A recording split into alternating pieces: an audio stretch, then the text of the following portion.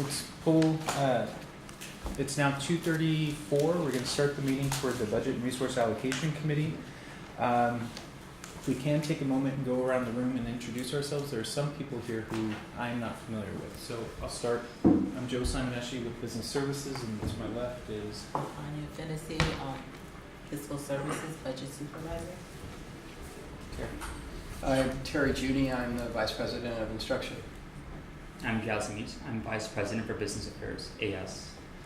I'm Richard Storty, Vice President of Business and Administrative Services. I'm Richard Harshaw. I'm with California School Employees Association.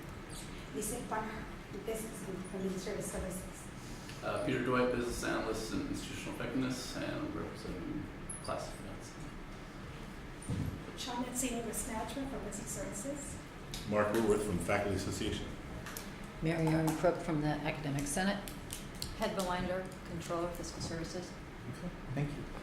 So, call to order and introductions. Item number 1, let's do a roll call. So from Associated Students is Munier Garapian here. Julia Russo. Classified Representatives, Ann Scher, Gary Potts, Julio Huerta, Richard Harshaw. Yeah. Management Association, Arcova Scott, David LeClaire. Faculty, Mary Aaron Crook, Here. Mark Whitworth, Yeah.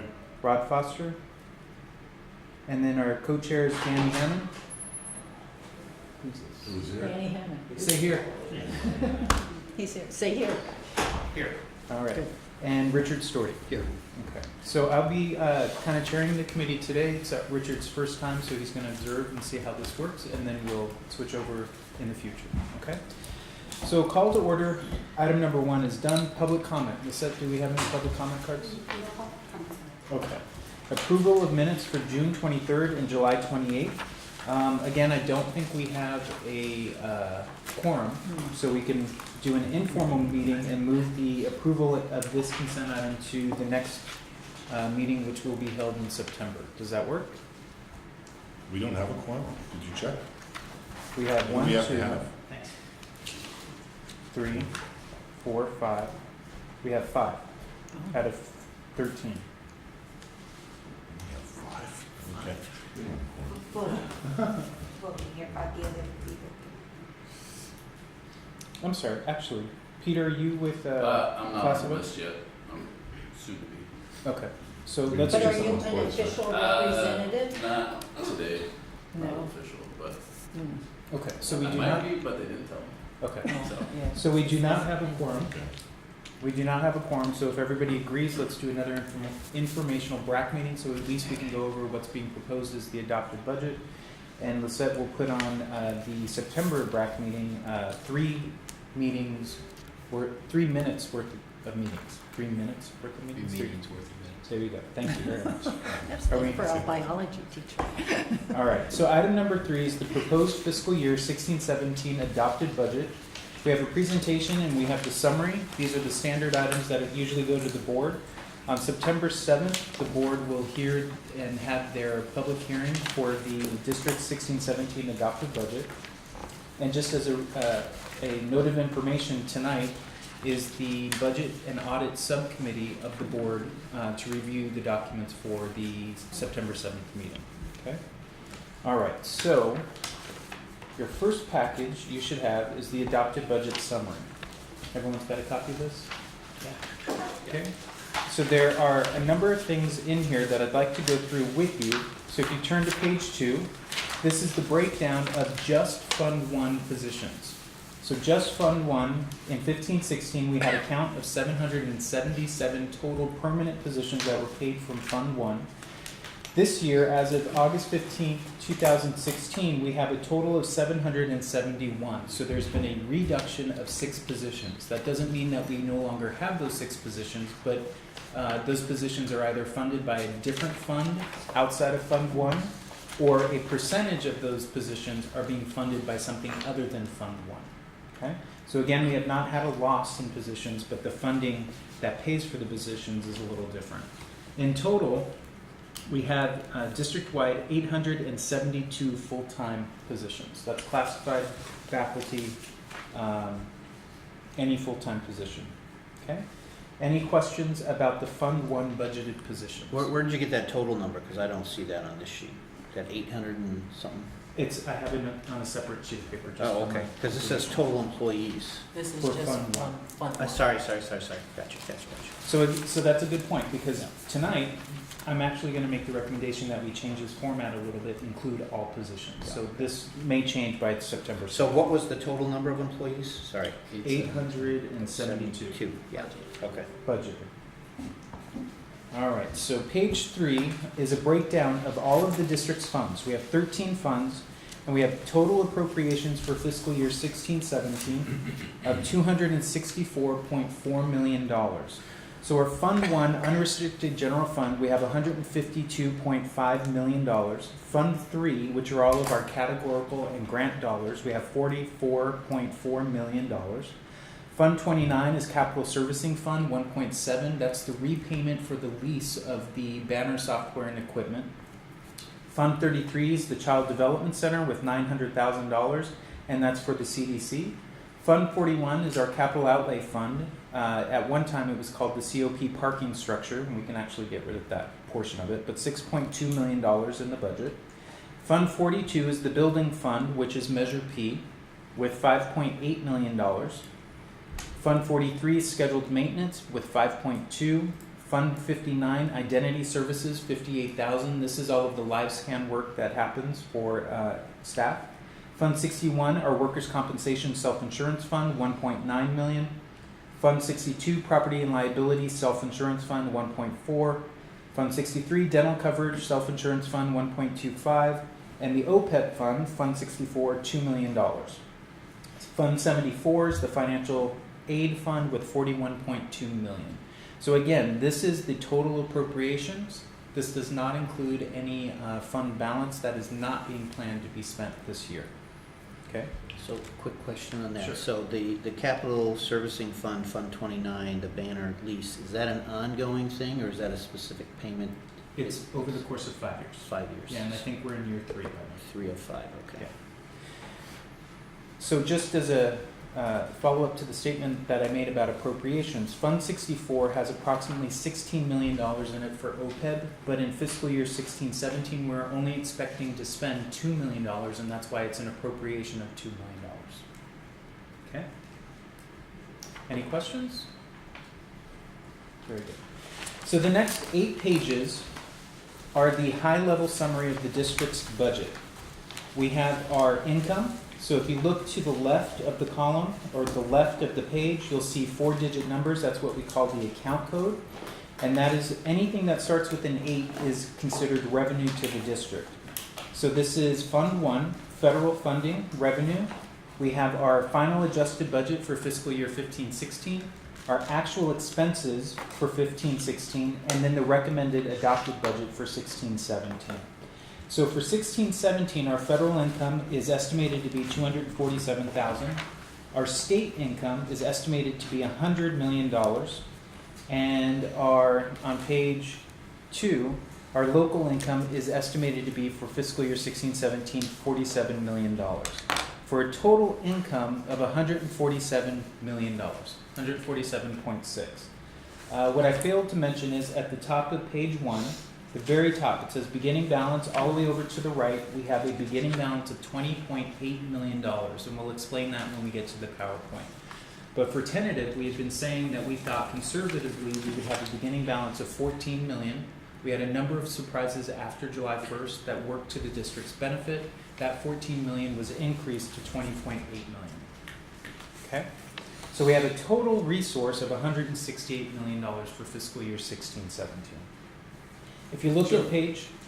Yeah. Can you give me an example of what one of these surprises? Yeah, we actually have it in the PowerPoint, but right. just so you know, we received ERAF, which is the Educational Resource Augmentation Fund. We had been told by the Chancellor's Office, by the County of Los Angeles, that those dollars would be zero.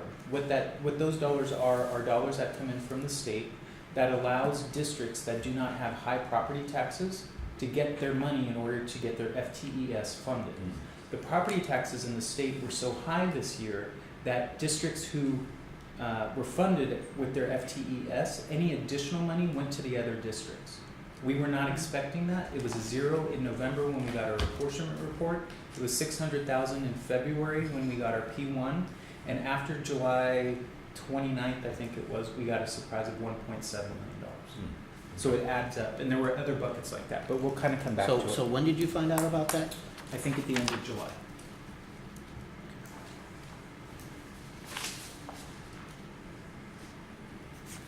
All right. So on page 3, we often talk about how there are 3 or 4 buckets in the state that kind of offset one another. There's the state apportionment, there's the student enrollment fees, there's property tax, and there's Proposition $30 that are part of state apportionment. So if any one of those buckets comes in higher than what we were told it's going to come in at, one of the other buckets is reduced. If Prop 30 comes in $1 million higher, then the state apportionment dollars is reduced by $1 million. So what we're told by the Chancellor's Office at the beginning of the year is what is guaranteed, plus or minus any changes throughout the year. But it's usually not more than what we are told during the advanced apportionment reports that we receive. Okay? All right, page 4. This is the beginning of the expenses for the district. So in fiscal year 16-17, the adopted budget, we're expecting to spend $66.7 million in academic salaries. For classified salaries, we're expecting to spend $27.5 million for total salaries of $93.2 million.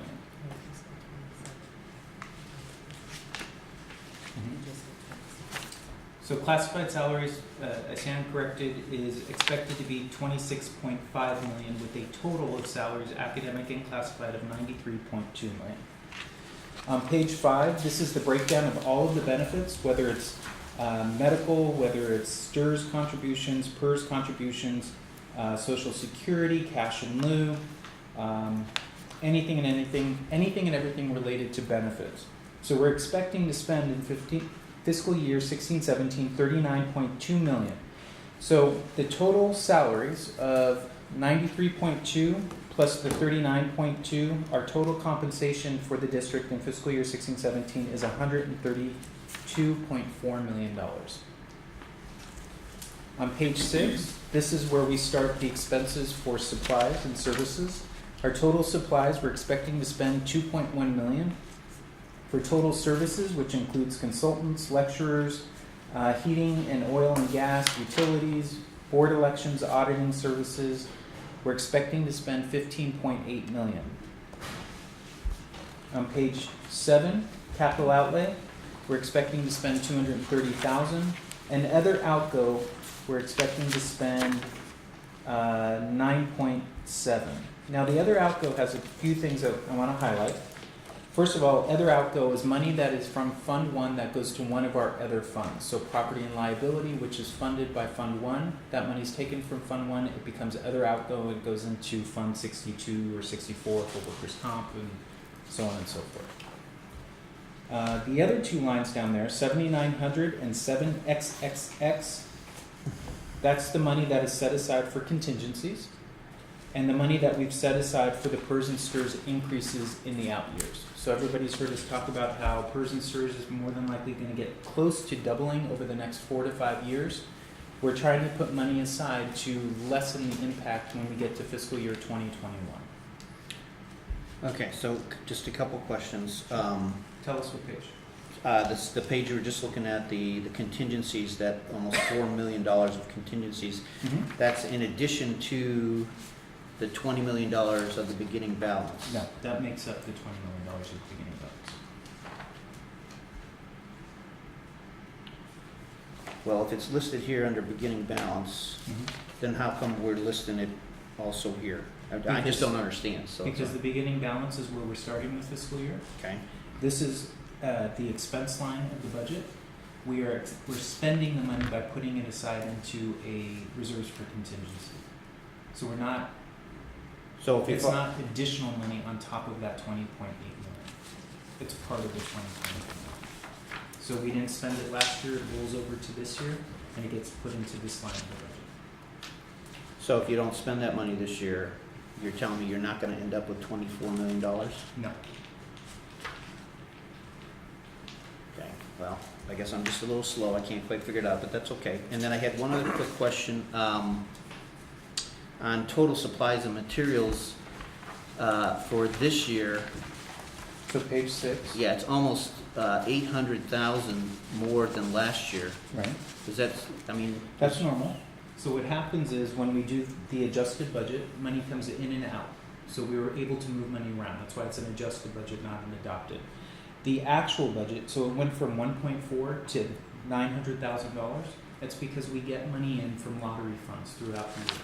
And those lottery funds can be used, are supposed to be used specifically for instructional supplies.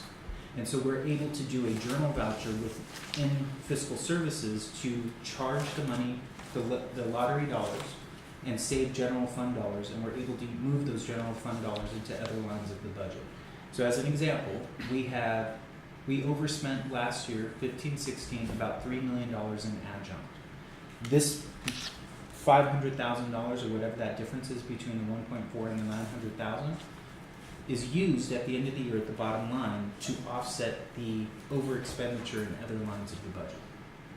well, I like that you're saving general funds. I guess I don't understand, if we had supplies that were about 1.4 million last year, and we think that supplies are gonna cost, I mean, almost, it looks like 30% more, another 800,000 for this year, at least that's what we budgeted. Right. So what's different about? It's due to utilities. Utilities have gone up. Okay. Instructional media supplies, that's not a lot, but let's see. We have a $430,000 distributed reserve. Do you remember what that was for? Oh, unforeseen. So when we did the tentative budget, we set aside $500,000 for unforeseen needs that come up throughout the year. So we've already had to use or move $70,000 between tentative and the adopted, but the primary difference between the 1.4 and the 2.2 is because of that distributed reserves. We needed a little set aside in the event we have emergencies. Okay, but that's in addition to the beginning balance again, right? So if you end up not spending that. It's a part of it. So at the end of this fiscal year, if we don't spend it, it goes back down to the bottom line, and whatever that bottom line is then increased by that $400,000. So it'd be another $500,000 added to the reserves of 20.8. Okay, and then the bottom line there on total services, again, the amount, what we spent last year as opposed to this year is over $2 million more.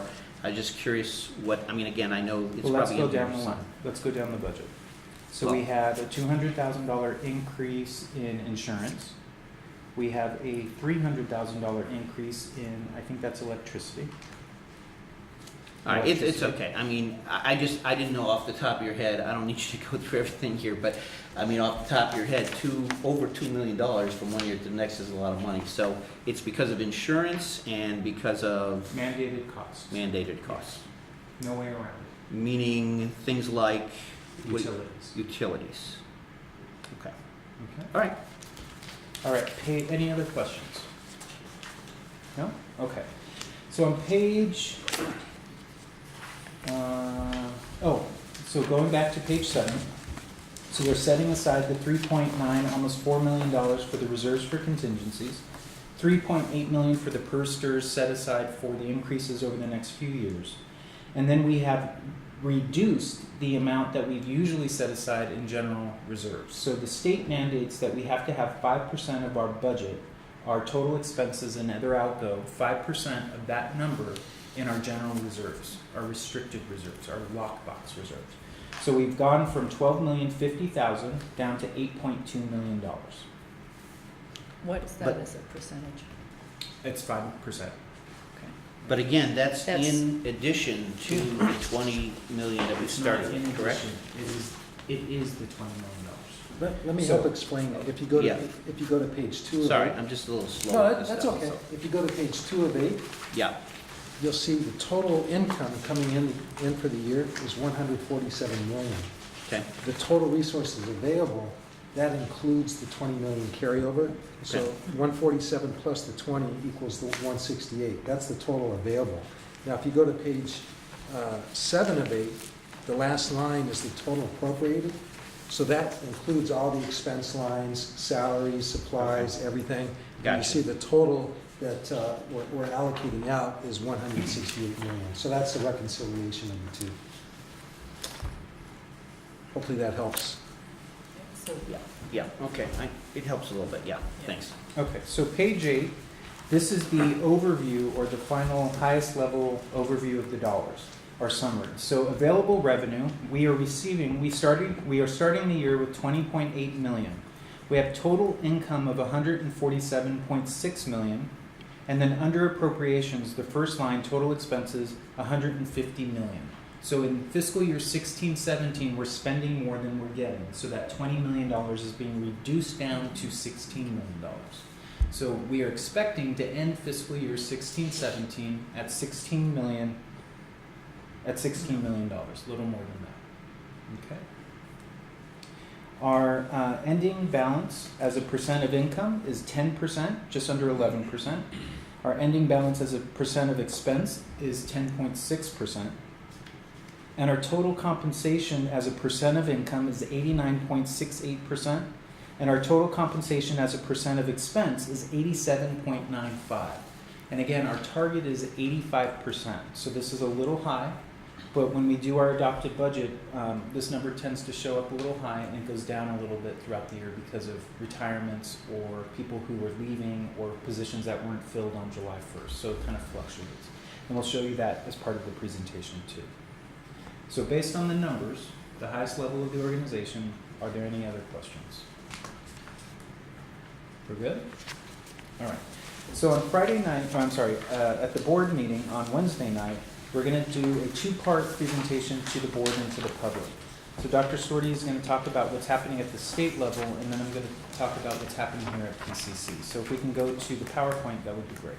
Okay, so if we go to page 3 of the PowerPoint, we start by talking about the California budget, very high level.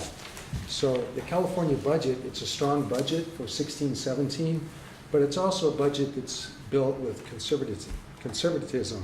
The governor's worried that the economy could potentially turn into a recession, and because of that, he's built in cautions to help stabilize the economy if there is a recession. So the 16-17 state general fund expenditures are budgeted at $122 billion. So this is for all the state programs. And that represents a 6% increase over 15-16, which is about $6.9 billion. And this is really funded by increases in income tax, both for corporate taxpayers, individual taxpayers.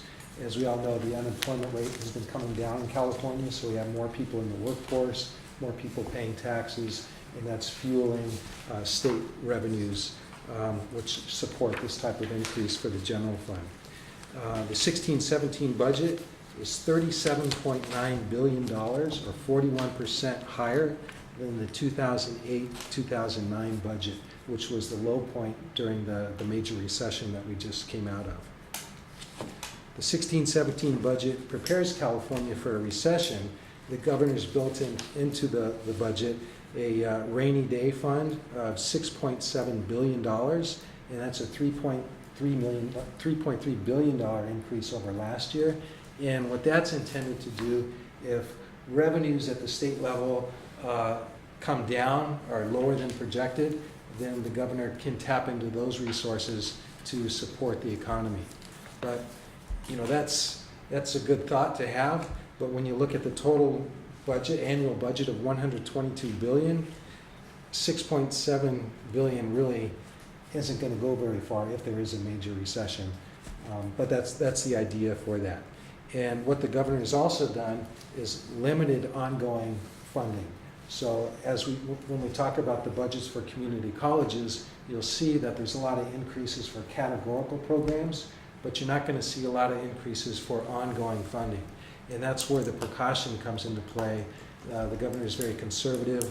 He wants to make sure that funding is provided, but if there is a recession, there's going to be options to reduce categorical budgets, and that's the intent of the precautions. If we go to page 4, highlights for the community college budget, the unrestricted ongoing funding. For community colleges, there's a $114.7 million, which is a 2% increase for access. And that's to fund additional FTEs for community colleges. What that equates to for Pasadena City College is an allocation of $2.8 million, or 2.38%. So based on the funding formula at the Chancellor's office, PCC will actually receive more than the system-wide funding of 2%. We're going to receive 2.38%. PCC's growth in terms of FTES is 553 FTES. So I got a quick question. Sure, So sure. they used to use a number, I think 1.98 or something. So is this replacing that number? Is No, that, it's equivalent to. So this 2.38 is what the state says PCC can, I'm sorry, I don't mean to No, it's answer okay.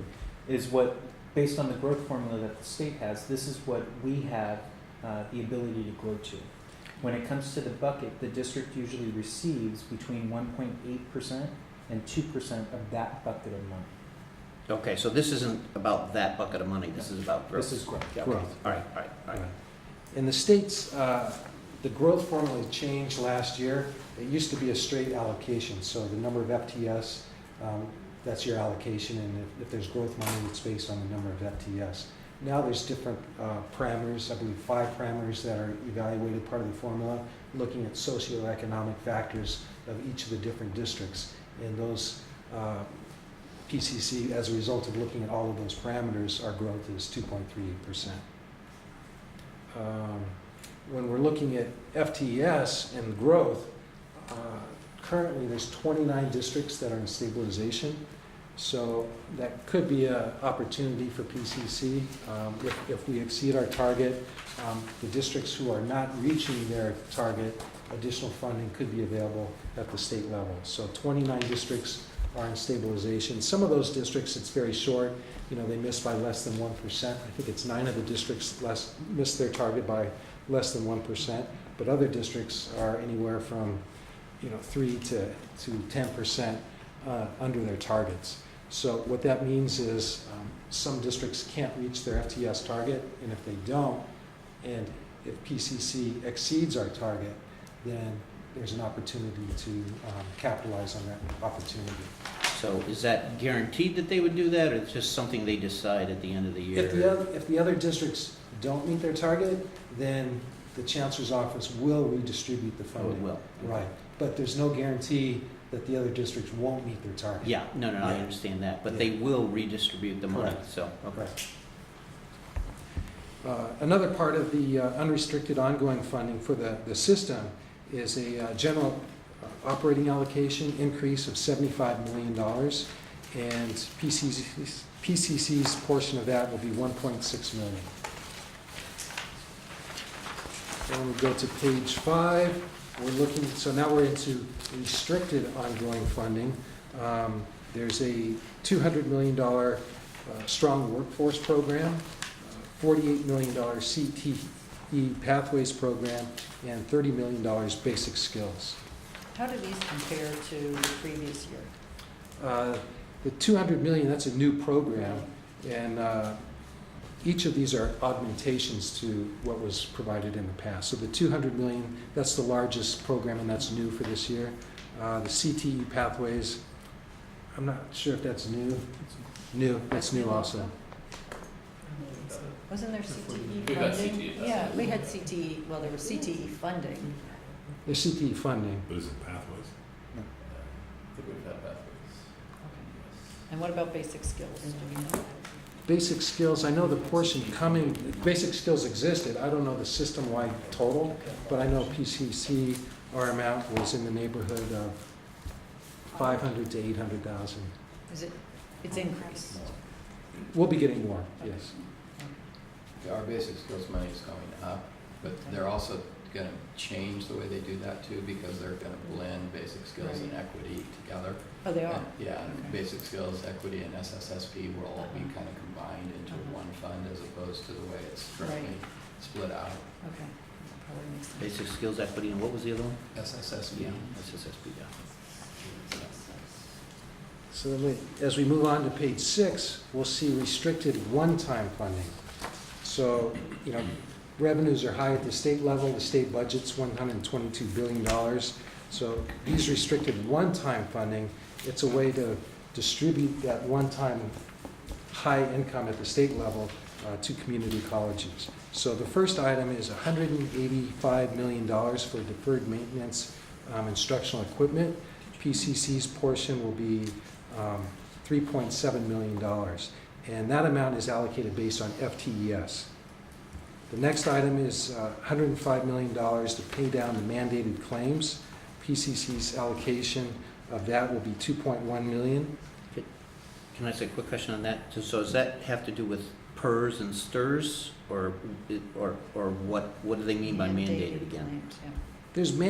There's claims that are in the system that if we agree to settle, we get $28 per FTS, plus there's additional monies that are allocated out of the Chancellor's office.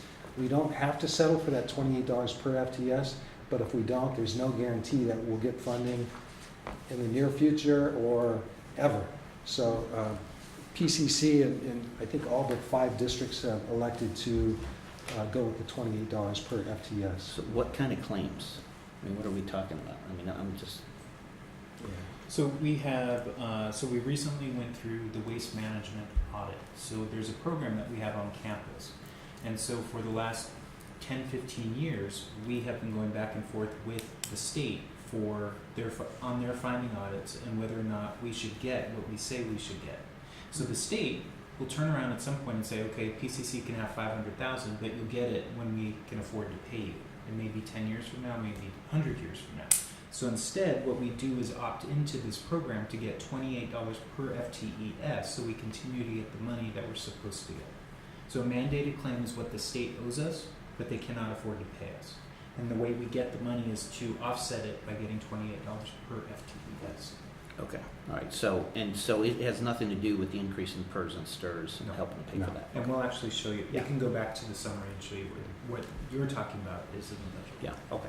But what's important to note that all of these items on page 6 are one-time, so it's not something that we're going to get on an ongoing basis. And the last item is $49 million for Proposition 39, which is sustainability projects, things like LED lighting, energy-efficient projects. PCC's portion will be $850,000. Sorry, can I just, one more question on that, on the 2.1 million, on the one we were just talking, mandated claims, is that money that's available to us if we settle these claims, or we're definitely gonna get the 2.1? We're getting the 2.1. We're getting, okay. We've settled claims up to 2, okay. Every year you have to sign up to be a part of the, I forget what it's called, the program, but that's where we get it. Okay. So all of these amounts are accounted for in, Correct, in our budget. okay. Yeah. And we go to page 7. So some cautions and concerns with the total California budget and as it relates to community colleges is the economy and political uncertainties.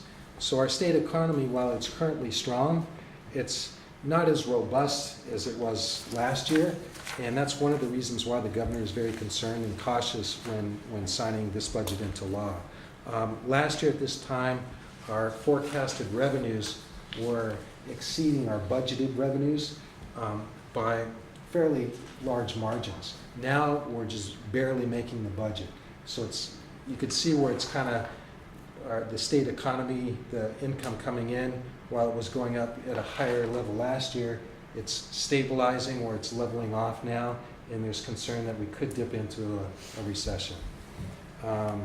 Another concern is Proposition 30. So Proposition 30 includes 2 components.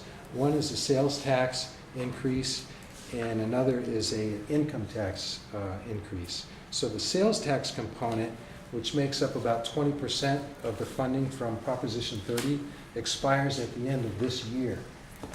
What that means for PCC is about $3.4 to $3.6 million. The total Prop 30 funding coming into us is about $18 million budgeted for 16-17. So that'll be a funding source that will be eliminated next year. The income tax increase terminates at the end of 2018.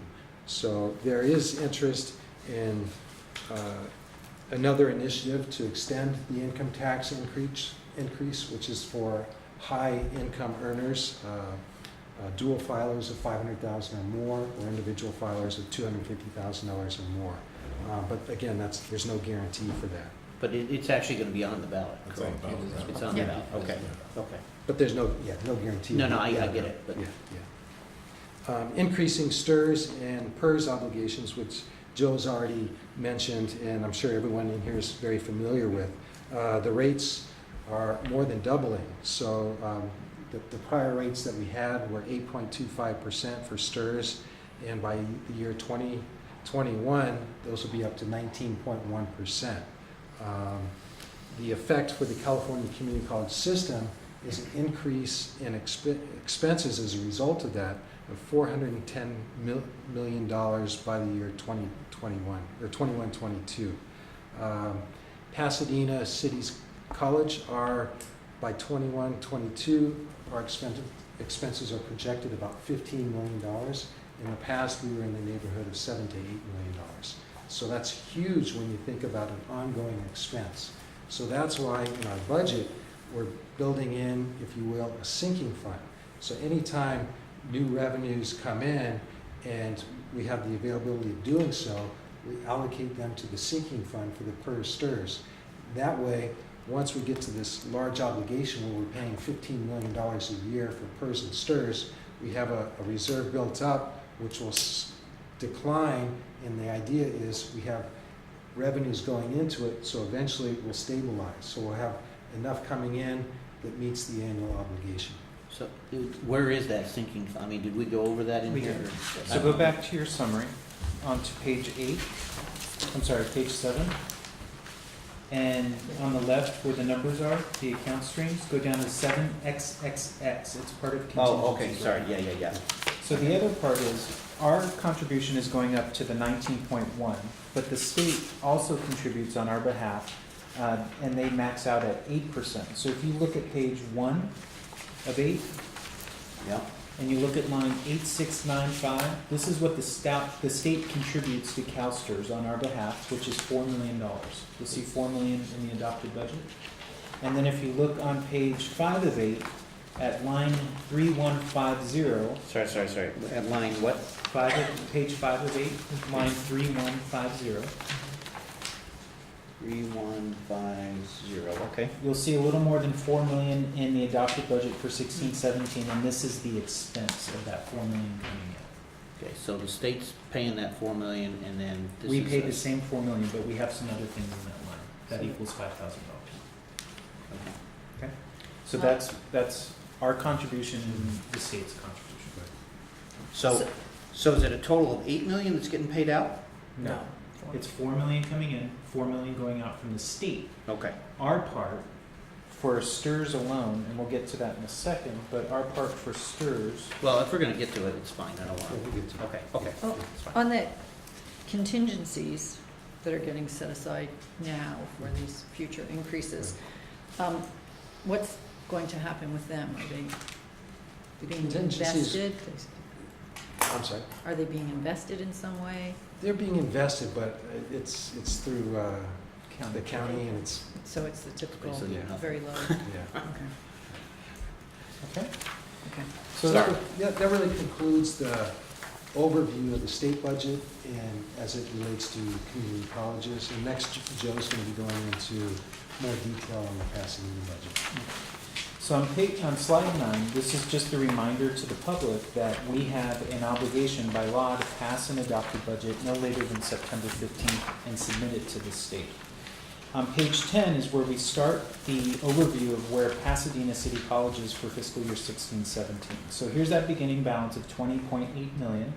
We have state and local revenue of $144 million coming in, federal dollars of $247, and then state lottery funds estimated at $3.4 million. So we have total revenue in the year of $147.6, plus that $20.8 million beginning balance gives us unrestricted funds available in the amount of $168.5 million. Our expenditures this year are $152.5, which means that our revenue at $147.6 is lower than our expense, our dollars going out, at $152.5. So we're going into that $20.8 million beginning balance in the amount of $4.8 to balance our budget. So we're projecting at the end of fiscal year 16-17, beginning balance for 17-18 of $16 million. Okay. So what's that as a percentage? Is that a little less than 10? It's gotta be If about we're at 10%. 10%, 11% now, it's probably about 7 or 8, maybe 8 or 9. No, it's Let's gotta be say close to eight. 10% if you're It's unrestricted. closer, Is yeah. it based on the unrestricted funds? Because that's 168, so it's almost 10%. Okay. But that's, I'll do it. but that's. I'll do it. Anyway, okay. All right, so the next slide is slide 11. We have last year's adopted budget, our final adjusted budget, our actual expenses for 15-16, and then the 16-17 adopted budget. So again, these are the highest level of the budget with our revenue and our expenditures, and then our total fund balance going into next fiscal year. So again, for 16-17, we have total revenue of 147 million. That does not include the beginning balance of 20.8. Our total expenditures of 152.5, which means we're going into our reserves, that 20.8, our beginning balance of 20.8 by 4.8 million. And we will end the year and hopefully begin the following fiscal year with $16 million. Sorry, just a quick question. I know a lot of interruptions here, but why is the revenue from the state down 5 million? I mean, I thought we were in a good year and everything increased. So this is Fund 1. So we are in a good year in the sense that additional money is coming in, but it's restricted money. So This they is took some unrestricted. from the general and they moved it to restricted as far as how much they're paying. I mean, So this is Fund 1 unrestricted. I'm just addressing the comment about all this money coming in. So the money is coming in, but it's restricted. The difference in between one year to the next is because we had a huge amount of one-time dollars last year, state mandated dollars of 12 million. This year we're getting about 2 million, one-time Okay. dollars. okay, Okay, sorry. that's okay. So slide 12. These are the new revenue lines in the budget, both ongoing and then one-time. So we did highlight that the cost of living adjustment did go down to 0, so we're not getting anything there. Our access and growth, as Dr. Swati said, is 2.38%, which is an equivalent of 2.8 million. Operating costs have increased to the system 75 million, to us 1.6 million. So we have ongoing revenues, an increase of $4.4 million. One-time revenues, that one-time state mandated claims, $28 per FTES, we're getting about $2.2 million coming in. So we're estimating our new Fund 1 fiscal year revenue at 6.5 million, and that's a mix of ongoing and one-time. On slide 13, this is where we list the major areas of increased ongoing expenses. So again, this is just Fund 1, not all funds, but Fund 1. And for Fund 1, we have 54 new faculty, and that $6.3 million includes not only the average salary, but health costs and the district's employer mandated costs or contributions. Do you know- Healthcare, Do you know what they used for the average salary? 87,000? Okay. Well, for a class of, for teachers, it was like 83.5 million, 83, Thousand. yeah, 83,500. It was- And then, yeah,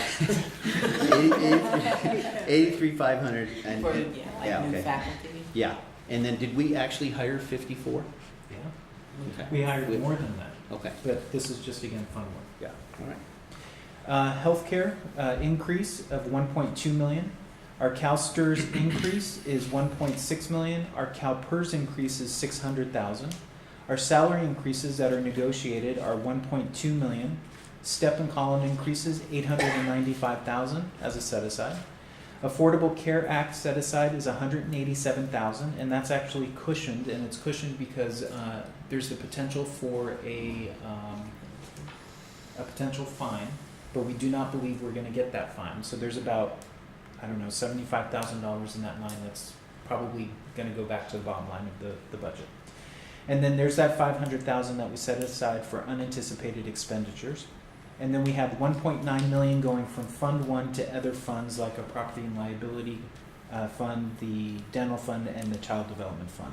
So we have $14.3 million of increased expenses, and on the previous slide, we only have $4.3 million of increased revenue.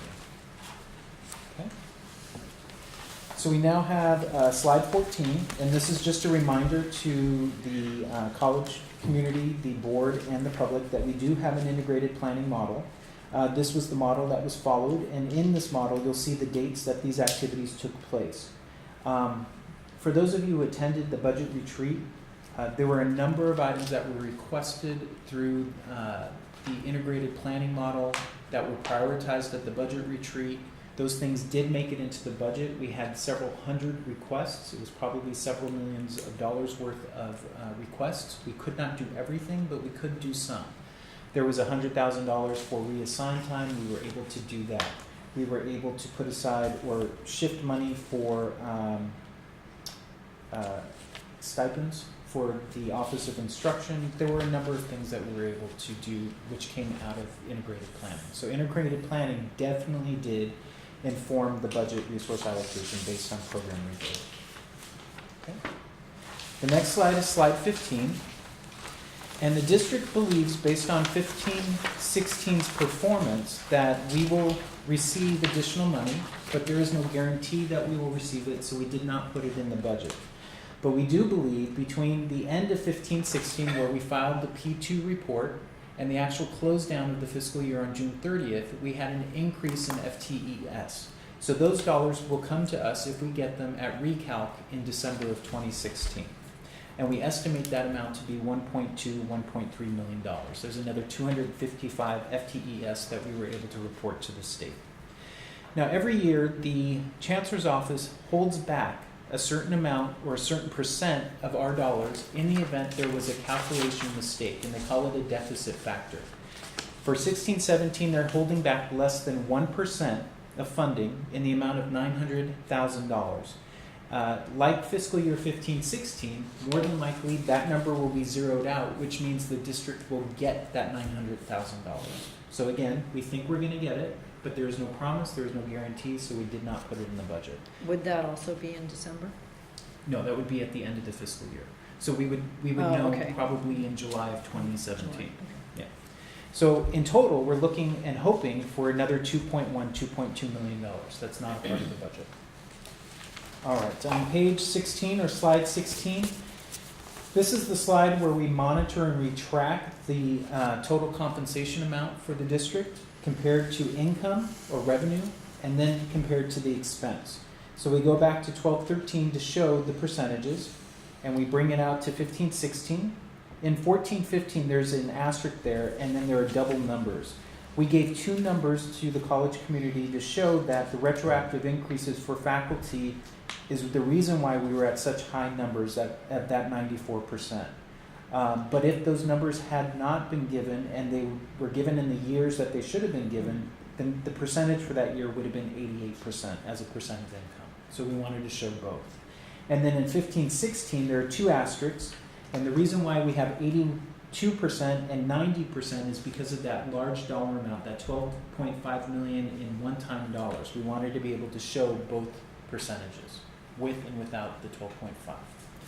This year, we're looking at or estimating 90% of our total compensation. Total compensation is 90% of the budget. But again, because of people leaving, vacancies that were not filled on July 1st, normal attrition, that number will probably go down a little bit. Okay. Any questions about this slide? The next two slides, 17 and 18, are a breakdown of every every fund that the district has. So we have Fund 1, which we've been talking about, our beginning balance of $20.8 million. Our general fund restricted, Fund 3, all the categoricals and grant dollars, we have a beginning balance of $1.7 million. Our capital services fund, a beginning balance of $2.1 million.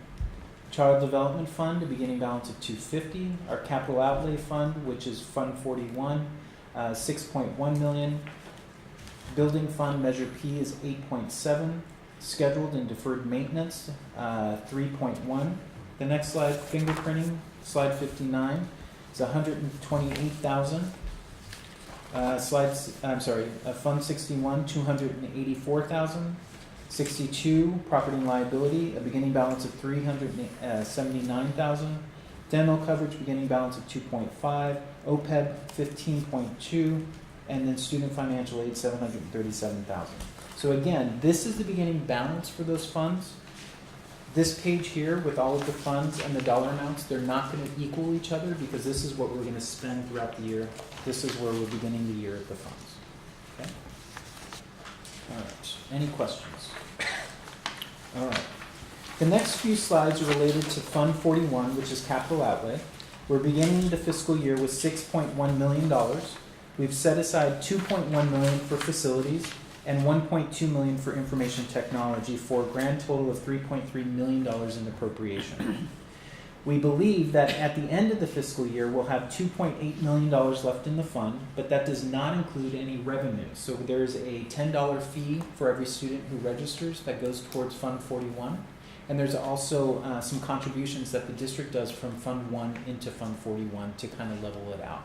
So my guess at this point, my best estimate would be that that fund will be closer to $4 million at the end of the fiscal year. So why would they be moving general funds that are ongoing funds into one-time fund categories? I mean, that's one of the problems we always have, because they say, well, we can't, when we're negotiating, well, those are one-time funds. And so if you're taking one-time funds and ongoing funds from Fund 1 Right. and moving them into one-time fund pots, Right. then it makes them unavailable for things that we want to negotiate. So why are we doing that when we've already got a reserve of $2.75 million left at the end of the year anyway? So there are a couple of reasons. One, this year we're only putting in $350,000, so it's not a large dollar amount compared to the rest of the budget. Two, this is what takes care of all of the maintenance and the deferred needs that we've got. And I believe we have about $99 million worth of deferred maintenance needs across the campus. This bucket of money is the only thing, there are two buckets of money. We get money from the state for deferred maintenance. It's about $3.7 million this year, but it's also money that is shared with the instructional side of the house to buy the academic or instructional equipment for the classrooms. So we have to put money aside in the event that those deferred maintenance dollars and instructional dollars from the state go away. And I believe that they're going to go away. They weren't always there. They won't always be there. So then this becomes the fund that takes care of those issues, from something as simple as a crack in a sidewalk to helping rebuild an area of a building so we can get more faculty offices in because we've had to hire so many new faculty. So this fund does a lot of different things, and there are no large amount of ongoing dollars going into this fund. So it's necessary, it's in our best interest to move money into the fund. But again, it's not a large amount. Is that $350,000 in this, on these early pages in the budget there? Yes. It's in that one. Which one? 1.9 million. Sorry. It's part of the other outgo. Yeah. It's other page outgo. 7,000. Page 7. Page 7.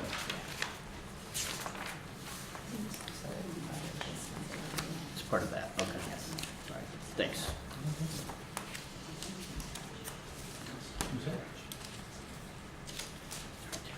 Yeah, thanks. Good? Sorry. Okay.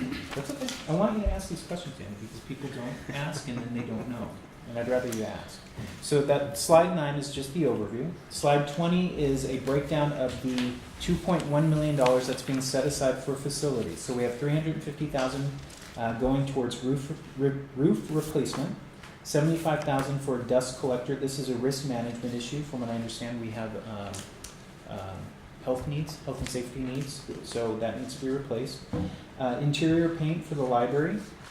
We have Social Science Child Development Center interior paint, student services, ELP&S space improvements, campus-wide division, state division of the state architect certifications that we need to pay for, student services expansion of the health center, the Veterans Resource Center, faculty offices, asbestos abatement throughout the district, and then day-to-day facility modification requests. We're putting aside about $250,000 for things that may pop up. Okay. The next slide Wait, is. Joe, before you move on, you said when we were looking at the previous slide that there was $99 million in deferred maintenance needs. So those are That's just what different Yeah, from, we track and report to the state chancellor's office what our deferred maintenance is each year. So I know, based on the reports that facilities does, that we have $99 million worth of deferred maintenance needs. So We can't, in an ideal world, if we had 99 million, this Uh-huh. list would be much larger. But Is- these are the only is projects that we it, can these are afford. a piece of that? This Yes, is, so yes. these are the prioritized the affordable maintenance that we're prioritized. gonna do. Correct. Okay.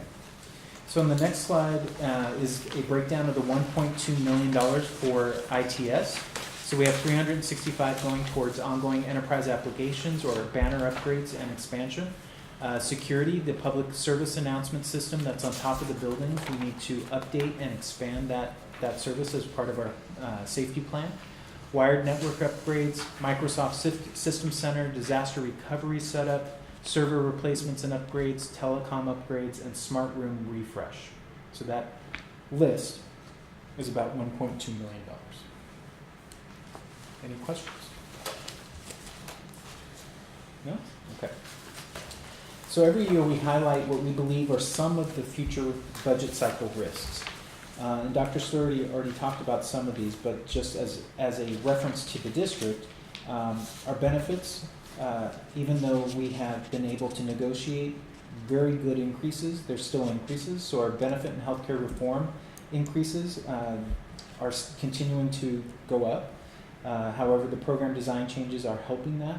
The CalSTRS increase, we've set aside funds for that. The CalPERS increases, we've set aside funds for that. The Educational Protection Act, or Prop 30, the expiration of the sales tax component, performance-based funding, and potential recession. On the next slide, slide 23, this is a breakdown of the cost of the healthcare benefits. So we're looking at going from $17.5 million in costs this year, fiscal year 16-17, to $22.1 million in fiscal year 2019 to 2020. That's a, what is that? $4.5 million increase over the next 4 years. And that's using an 8% average, which is the national average increase. On slide 24, we have the CalSTRS breakdown. So in 16-17, we have an additional cost of $1.6 million. So our total payment will be $7.2. In fiscal year 2020 to 2021, the percentage will increase to 19.1%. And in that fiscal year, if we add no more faculty positions in the next 4 fiscal years, we'll have an increase of $557,000. But our payment as a whole to the state will go up to $11 million. Joe, sorry, to go back to the benefits and healthcare, this is a projection based on 8% a year, because that's the Yes. trend right now. Right. So the first line in all of these graphs is what's actually in the budget, and then it's projected out.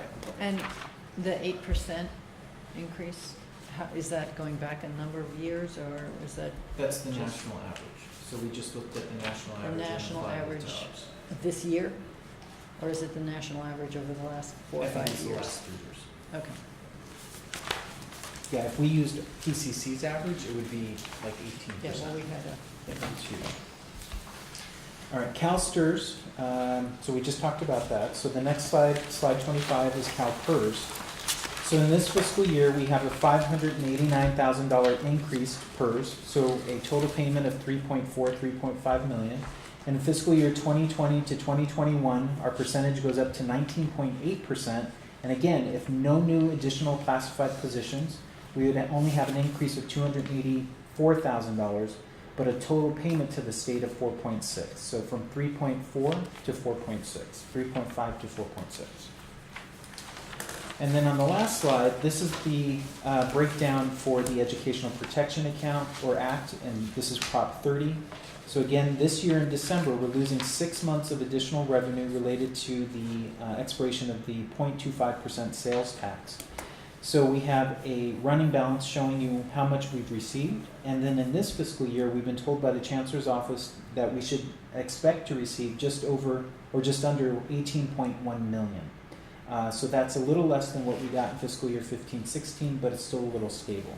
But if you look at the future years going out, in 17-18 it drops to 14.6, in 18-19 to 7.8, and then 19-20 to 0 if Proposition 55 does not pass. Okay. have they projected what will happen if it does pass? More than I have not seen a projection, but In terms of the budget? what it should be doing is replacing that $18 million and keeping us stable.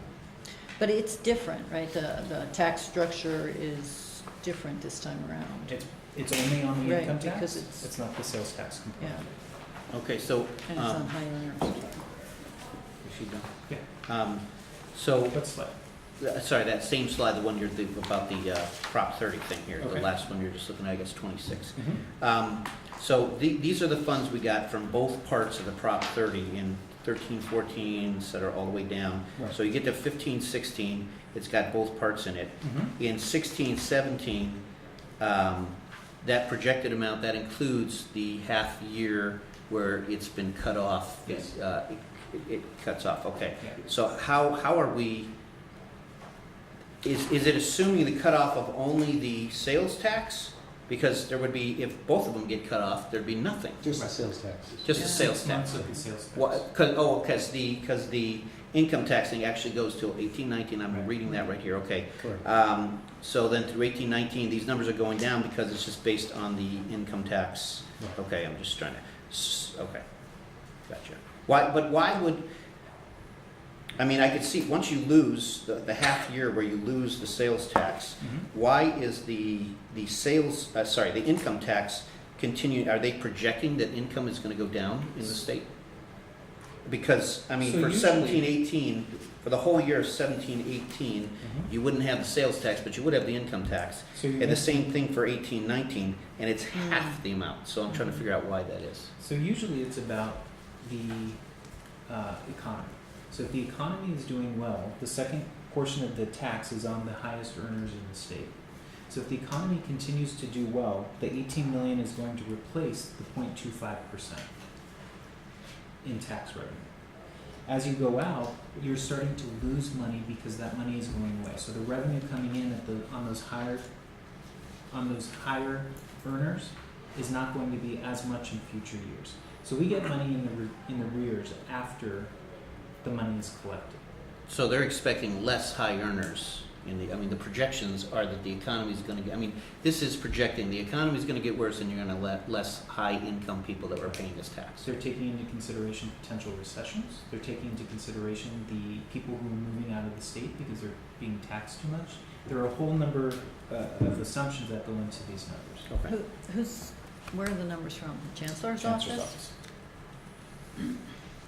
And it's their budget analysts, or is it the LAO? I think they get it from the Department of Finance, from the state. Okay.